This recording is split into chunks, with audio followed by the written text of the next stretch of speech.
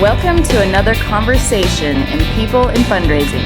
This podcast features interviews with nonprofit professionals who discuss their career journeys, lessons learned, and enthusiasm for working in fundraising. And here is your host, the founder of People in Fundraising, Tim Wilson.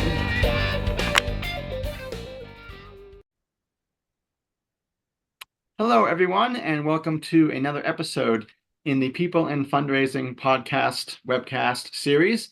It's now almost 2.5 years into this series of interviews with people who either work to raise money and awareness for social impact nonprofit causes, or like my friend Roger Allred, my guest today, it is people like him who raise awareness for causes that are near and dear to them because of personal experience. And I'm delighted to have you, Roger, on the program today to talk about your particular experience with organ donation. So thank you for your time. And I'd love to hear how you became involved as an organ donor and with DonorConnect, a Utah-based nonprofit. All right. So I remember going into the driver's license bureau in California when I got my driver's license when I was around 40. You know, I'd had my license, but I went in to renew and they said, "Do you want to be an organ donor?" And I thought, what? Yeah. I know nothing about organ donation. I just came here to get my driver's license. Now you're wanting my organs? So I thought about it and I thought, well, you know, the chances of me ever being an organ donor is so slim, I'm not going to worry about it. So I checked yes. And so life went on and everything was good. And then in 1998, I had a TIA, transient ischemic attack, put me on the floor. They took me to the doctor, said, "You have a atrial fibrillation. We're going to give you a pacemaker." So they gave me a pacemaker and that kept me going for about 5 years. And the doctor said, "You have cardiomyopathy. Your heart muscle is dying. And so we're going to have to treat you and we're going to have to keep you alive before we can do a transplant on you." Okay. If that's how far it goes. So they put in me an implantable cardioverter defibrillator, which was right here in my chest. And it's about this size. I have one. I can show it to you. And from that, the wires went into my carotid artery and down to my heart because I was developing ventricular tachycardia, which they call the sudden death syndrome. And so they said, this needs to be in you. So if you have one of those attacks, this will send a bolt of electricity to your heart. It'll start your heart so you can get to the hospital, get some treatment. And so they did that. And that kept me going for another 4 or 5 years. And my heart muscle continued to die. So finally, I had that shock my heart 11 times. So I know what it feels like to be defibrillated. It felt like someone was on the inside of me with a baseball bat, just swinging at my rib cage, and my body literally would bounce because of that. So if you've ever been shocked before, well, this is a shock right in the center of your being, in your heart. So the last time I passed out, I hadn't passed out previously. My wife took me to the doctor and he said these words to me: "Roger, you are dying." So, you know, you don't want to hear that. So, so he put me on a transport and sent me to Cedars-Sinai Hospital. And let's see, it was about 12 days later, 18 days later, I was taken in to receive a heart transplant. So our hearts are located right underneath our sternum. So that's the bone that runs from here down to the bottom here, and our ribs come off of that. So they had to saw that so they could get to my heart. They cracked open my rib cage this way. They took out my heart because it was no good. It had increased in size. That's what cardiomyopathy does. And they got rid of that, and they put in me the heart of a 22-year-old. And then they closed my rib cage back together.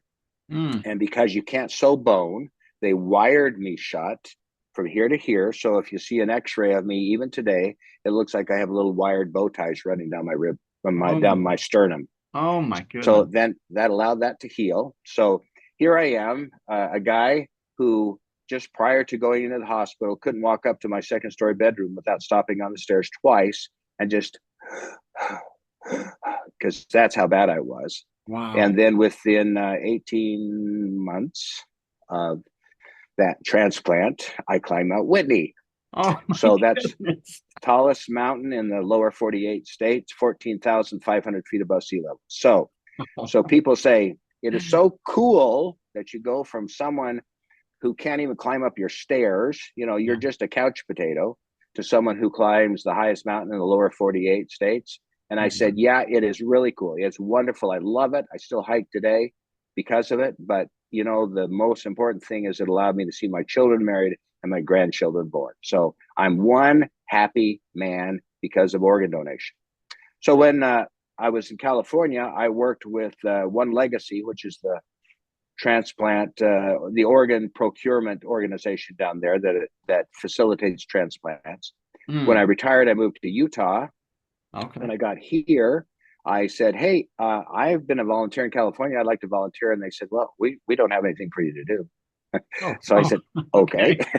And then a couple of years later, I don't remember how I connected with them again, but I did. I just said, hey, I would like to do something.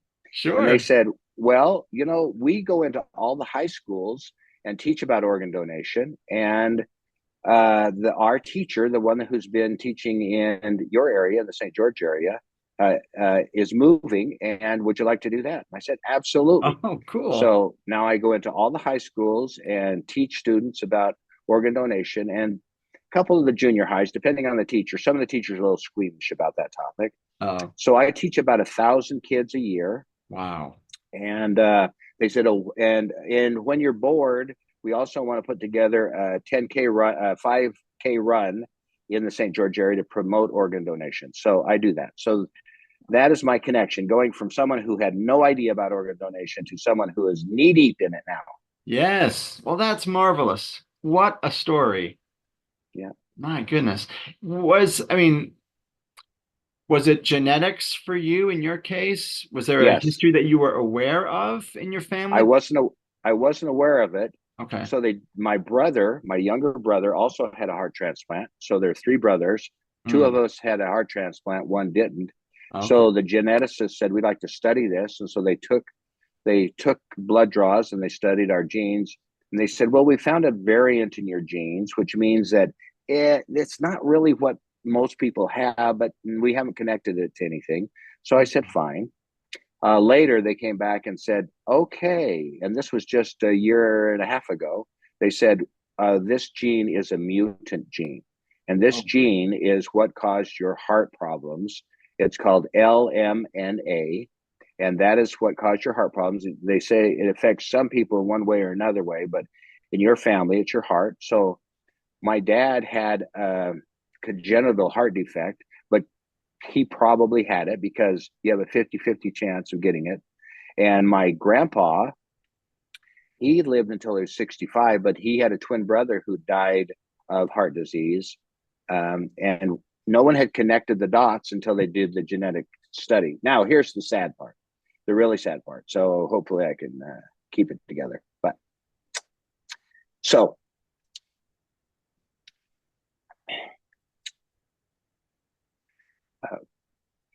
we have 9 kids. Nine kids. Yeah, that's awesome. And because of genetics, they get a gene from their father and a gene from their mother. So my kids all had a 50-50 chance of having this gene that I have. 5 of them have it. Okay. 4 don't. So those 5 all now have those implantable cardioverter defibrillators in their chests. Okay. They're on the path to a heart transplant. Those 5 kids have 21 grandkids. Oh, that's marvelous. That's marvelous, but those 21 have a 50-50 chance of having my gene. Sure. So it's possible that 10, 12 of them will have to have a heart transplant. So me, my brother, 5 of my kids, potentially 10 to 12 of my grandkids. So it's good to know where the gene comes from, but as you can tell as a father, it's a tough pill to swallow to think that you passed on a gene that's going to make your children suffer. So sure. Yeah. In my extended family, I have a similar scenario where somewhere, decades ago, on my wife's family side, they have a marker for cystic fibrosis, and my wife doesn't have CF. She has 4 siblings, and the other 3 don't either. But one, the youngest one, does have cystic fibrosis. And as they've researched back in the family history, there were some infants in their family line that passed away in like the 1910s, 1900s. And we've gone to their resting spot, and it just says failure to thrive, which we think is what they didn't know was cystic fibrosis back then, 100 years ago. Yeah. So yeah, certainly, it hits home when it's passed down through the genetic code, and some people have it, some people don't. I had to get tested for it as well when I got married. And I know one of your children really well, Alicia, and you have a wonderful family, Roger. It's just, yeah. And Alicia's one of those that has the gene. Oh, okay. Yeah. I have to think that, with the advances in technology, their experience and your grandchildren's experience could be very different in a good way. Yeah, I think so too. I think so. They have better drugs, they have better techniques, they have better monitoring, and at least they know where it's coming from.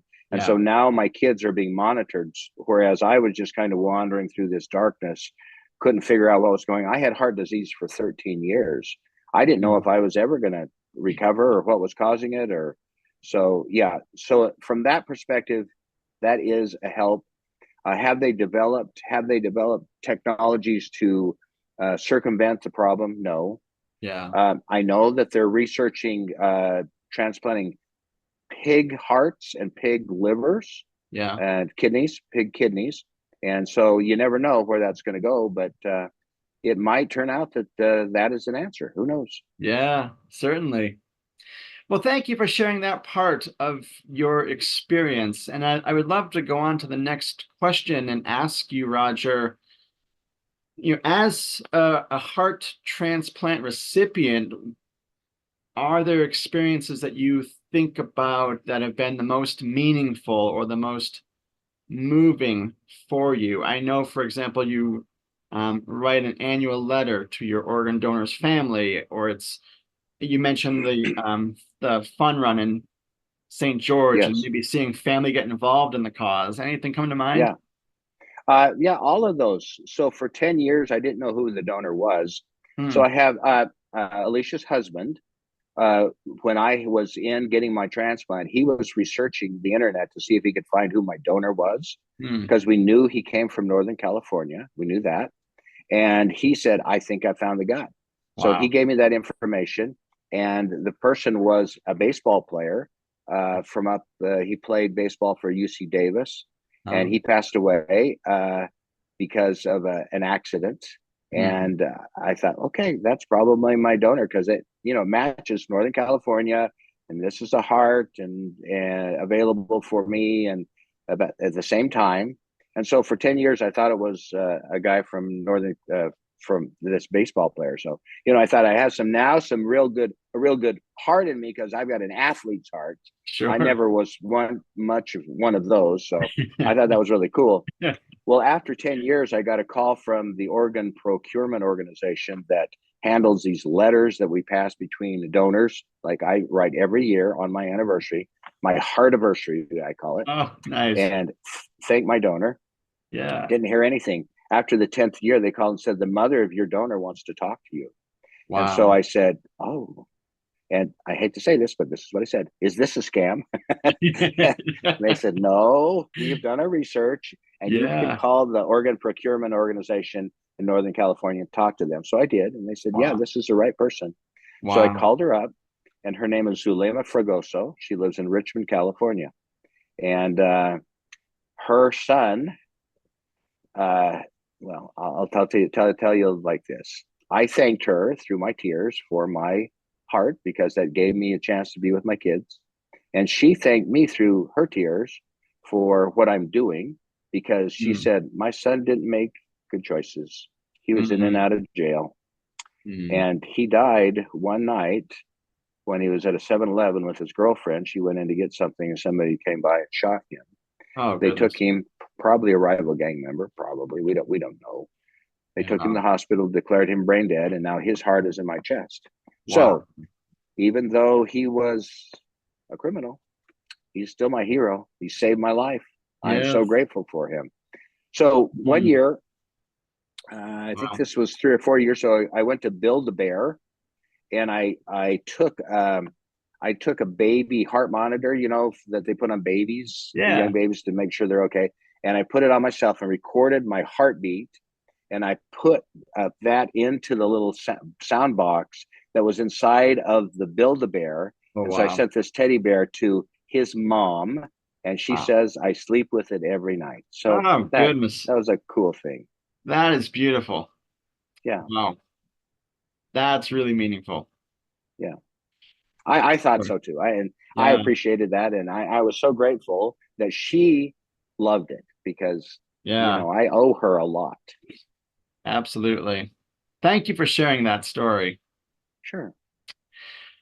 I know just just less than a year ago, Roger, you were honored here in the state of Utah at the Utah Philanthropy Day with the Heart and Hands Award, which is given to you in recognition of your volunteer work with organ donation, organ donor awareness.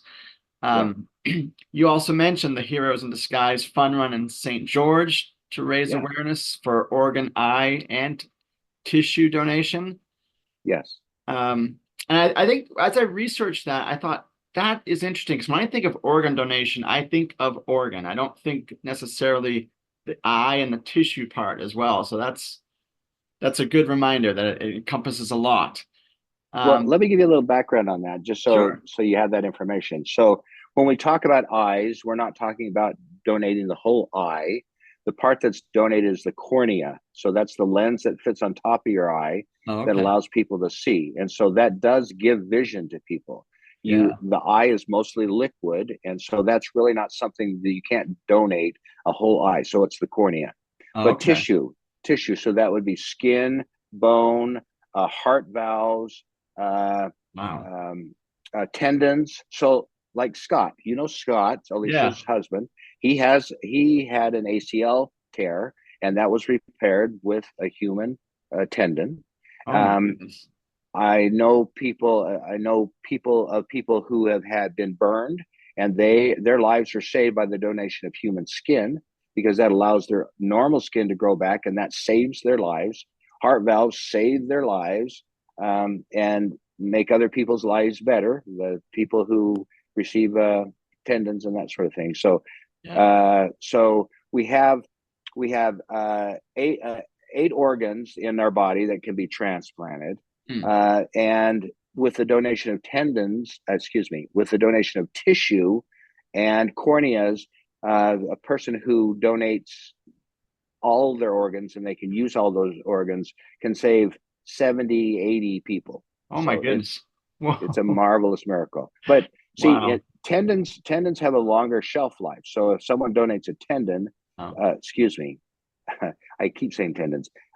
If you donate tissue, it has a longer shelf life. If you donate organs, those have to be removed rather quickly and transplanted to keep them in good health. And that's from 24 to maybe 72 hours, in that range, depending on what the organ is. Oh, okay. Interesting. Thank you for that information.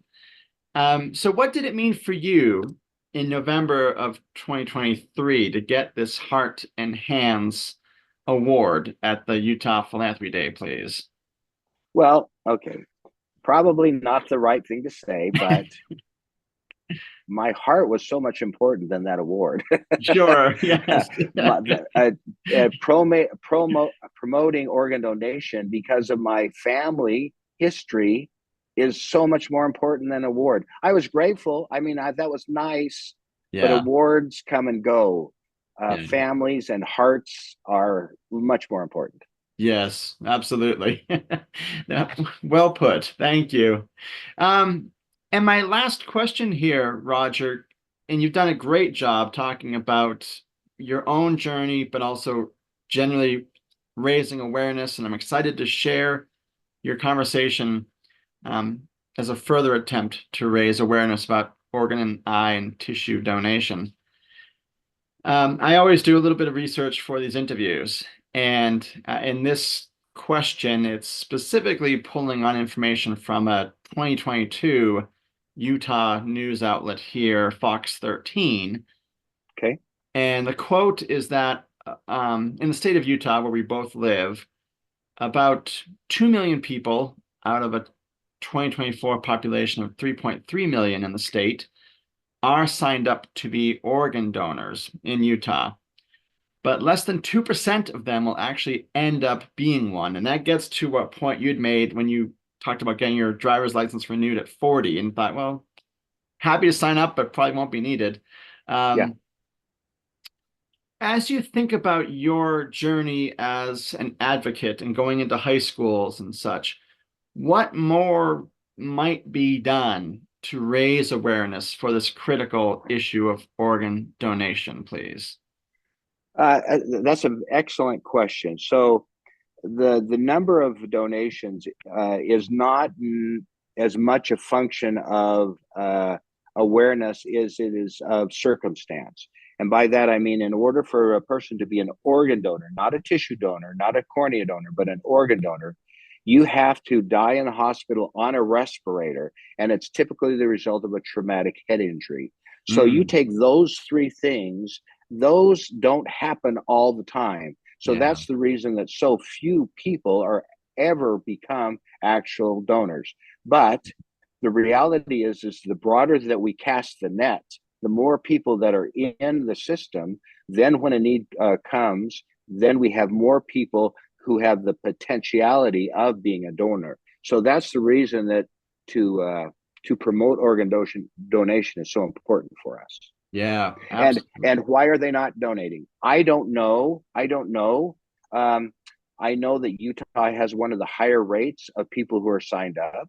And I think, Utah statistically is a more giving state than any other state in the union. We know that. That's statistics. And I think that just follows. People say, I want to do something. This costs me nothing. I'm not going to use those organs after I am in the ground. So why not?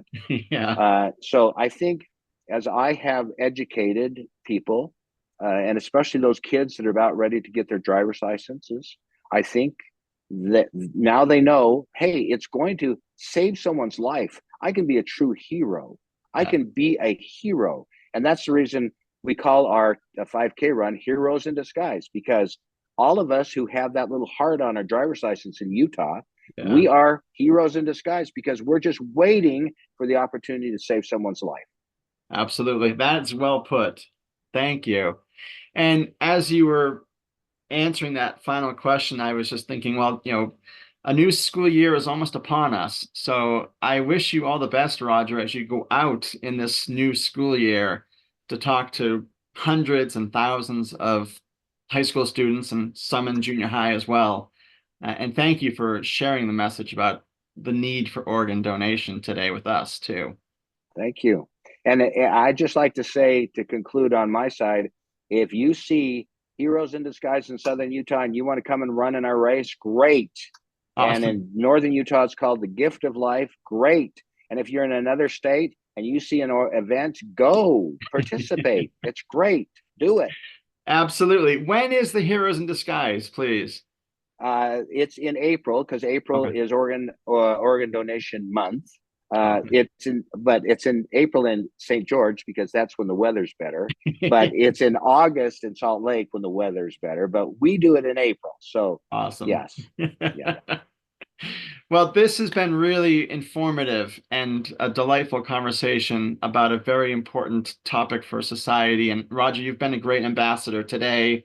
And what I know about you from Alicia and Scott, and the awareness that you give to this issue. So thank you so much for your time today. You're welcome. I appreciate this opportunity to speak out. I really do.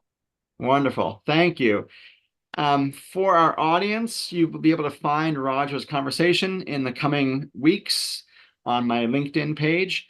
And I'm an organ donor as well on my driver's license. So I totally encourage you to consider it, please. Heartfelt consideration for this cause. And if you are already signed up to be an organ donor, thank you. You never know. As Roger said, you could be a hero in disguise. So thank you all for your support of this program, and have a great rest of your day.